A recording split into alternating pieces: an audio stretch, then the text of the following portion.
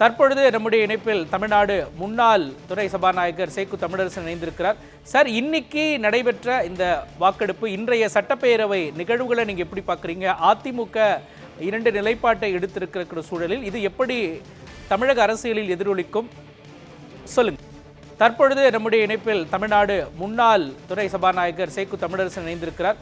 Sir, இன்னைக்கு நடைபெற்ற இந்த வாக்கெடுப்பு, இன்றைய சட்டப்பேரவை நிகழ்வுகளை நீங்க எப்படி பார்க்குறீங்க? அதிமுக 2 நிலைப்பாட்டை எடுத்திருக்கிற சூழலில் இது எப்படி தமிழக அரசியலில் எதிரொலிக்கும் சொல்லுங்க சார். அதிமுக சட்டமன்ற உறுப்பினர்கள் அவர்கள் தனியே கூடி ஒரு முடிவு எடுத்திருக்க வேண்டிய செய்தி இது.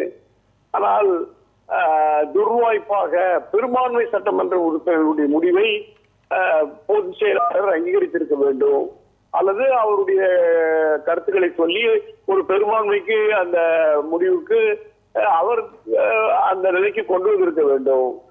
பிளவுபட்டு விட்ட பின்னால் எது பெரும்பான்மையோ அந்த பெரும்பான்மையை ஒட்டி பேரவைத் தலைவர் அவருடைய இறுதி தீர்ப்பு தான் சட்டப்பேரவையிலே எதிரொலிக்கும். பேரவைத் தலைவருக்கு தான் இறுதி முடிவு எடுக்கிற அதிகாரம் இருக்கிறது. உச்ச நீதிமன்றம் எங்கே போனாலும் பேரவைத் தலைவருக்கு அறிவுரை வழங்கலாமே தவிர கட்டுப்படுத்த முடியாது.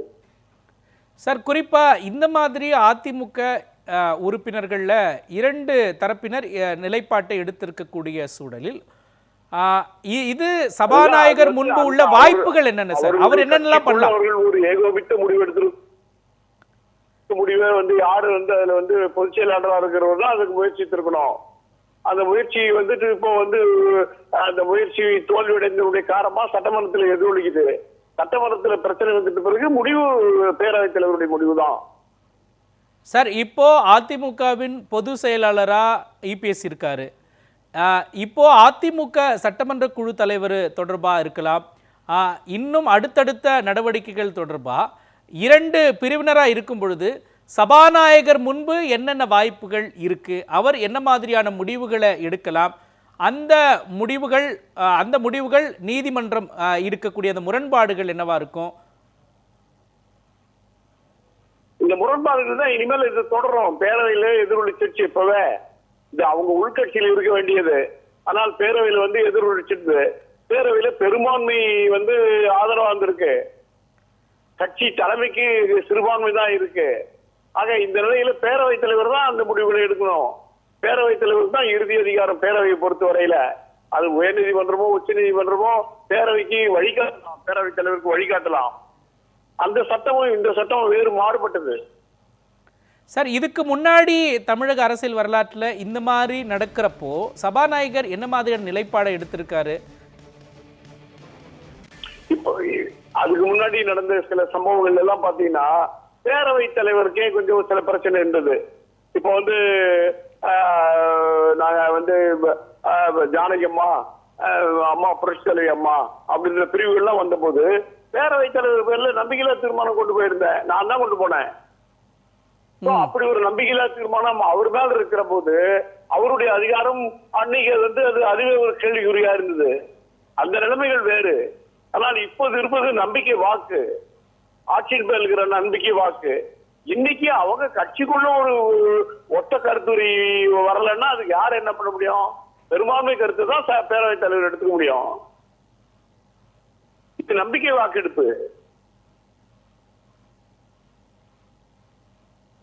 ஹலோ சார், இணைப்பில் இருக்கீங்க. குறிப்பா இதுல 3/2 பங்கு ஆதரவு யாருக்கு இருக்கோ அவங்களுடைய கை ஓங்குவதற்கான சட்டமன்றத்தில் அவங்களுடைய நிலைப்பாடு உறுதியாவதற்கான வாய்ப்பு இருக்கா சார்? இல்ல, இது கட்சி பிளவே இல்ல, இது நம்பிக்கை வாக்கெடுப்பு. இது எப்படி நீங்க நம்பிக்கை வாக்கெடுப்பு? இனிமேல் அவங்க கட்சியினுடைய தலைமை என்ன முடிவு எடுக்குது, பெரும்பான்மை சட்டமன்ற உறுப்பினர்கள் என்ன முடிவு எடுக்க போறாங்க, இல்ல பெரும்பான்மை அவங்களுடைய கட்சி என்ன முடிவு எடுக்க போகுது, இதெல்லாம் அது அவர்கள் பாற்பட்டது. ஆனால் பேரவை பாற்பட்டது இங்க நடந்த நிகழ்ச்சிக்கு பேரவைத் தலைவர் தான் இறுதி முடிவு.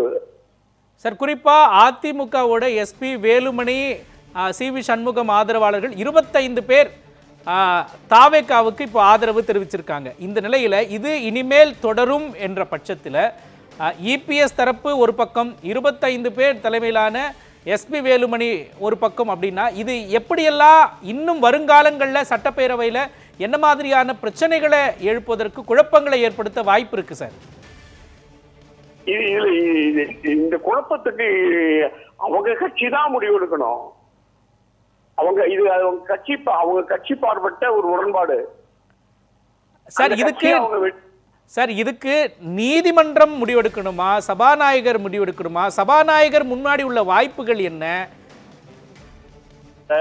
ஒத்த கருத்தும் சொல்லுங்க. அந்த பெரும்பான்மை எப்படி இருக்கும், அந்த பெரும்பான்மையை அவங்க சமரசம் பண்ண முயற்சி பண்ணிருக்கணும், இல்ல அதை ஏற்றுக்கொண்டு இருக்கணும். அது அவர்களுடைய கருத்து முரண்பாடு. அதுக்கும் பேரவைக்கு என்ன தொடர்பு இருக்கு? வெளி அரசியல்ல பல கருத்து முரண்பாடுகளை கொண்டு வரும். இனி தாமேகாவுக்கு முழு ஆதரவு கிடைக்கும், அவ்வளவுதான். சார் குறிப்பா எதிர்பார்ப்புக்கு மேல ஆதரவு அவங்களுக்கு கிடைக்கும், அந்த ஆட்சி காப்பாற்றப்படும். சார் நீங்க சொல்ற மாதிரி அவங்களுடைய கட்சி பிரச்சனை அப்படின்னு நீங்க சொன்னாலும் சட்டமன்றத்தில் அவங்களுடைய நிலைப்பாடு என்ன? சட்டமன்ற இன்னைக்கே ஒரு கட்சி சார்பில் ஒருவர் பேசணுமா இருவர் பேசணும் அப்படிங்கிறத சபாநாயகர் முடிவெடுப்பார். இது போன்ற விஷயங்கள் எல்லாம் வரும்பொழுது அவர்கள் யாரிடம் தீர்வு அவர்களுக்கு இருக்கின்றது? இப்போ அவங்களே தீர்த்துக்கணும் அப்படின்னு நீங்க சொல்றீங்க. அதை தாண்டி யார் இதுல முடிவெடுக்க வாய்ப்பு இருக்கிறது? அவர்கள் தரப்பில் இப்போ இபிஎஸ் தரப்பில் உள்ள வாய்ப்புகள் என்ன? எஸ்பி வேலுமணி, சிவி சண்முகம் தரப்பில் உள்ள வாய்ப்புகள் என்ன? அதை பத்தியும் சொல்லுங்க சார். பெரும்பான்மை அணி வேலுமணி தான் இருக்கு. சட்டப்பேரவை பொறுத்தவரையில பெரும்பான்மை அவங்களுக்கு தான் இருக்கு. அவர் குறைச்சதான் இருக்கு. 47 பேர்ல 25 இவங்களோட தான் இருக்காங்க.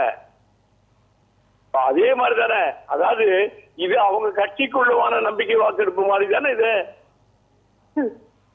சார் இப்போ எடுத்திருக்கணும்.